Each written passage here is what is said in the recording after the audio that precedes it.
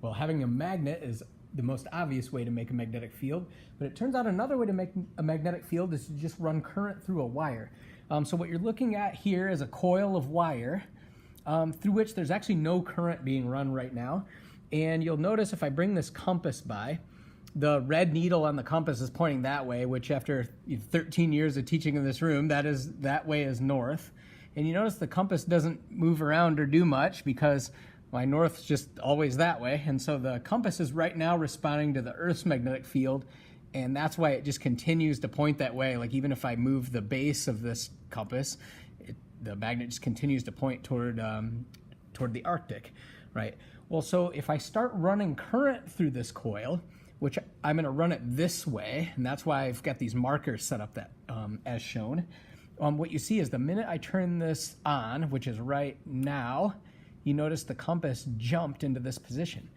Now, a thing that you'll see is whenever you have current going through a wire going in, let's say, a direction like this, you get a magnetic field that wraps around it, say in the direction that my fingers are wrapping. And so you can see that with this compass. Watch as I bring the compass around.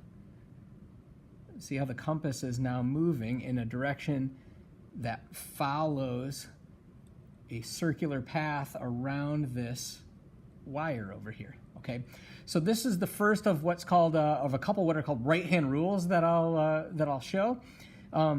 Over on this side, the current is going in this direction. The magnetic field wraps around in the direction that your fingers of your right hand would go. So you pretend to grab this with your thumb in the direction of the current, and the field wraps around like this, as you can see with this compass.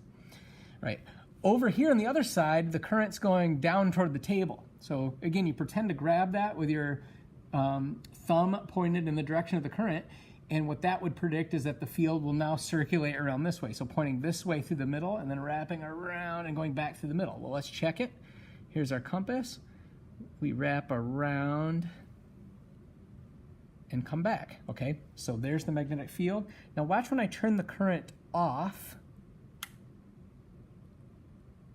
The compass just drifts back to its original position. And now I'll quick turn the compass or the current back on. There's off. It's a little laggy. Back on and off again. Back on. Right? So there's this, when you run the current, you generate this magnetic field that points in the direction that your fingers would go if you grab the wire with your thumb in the direction of the current.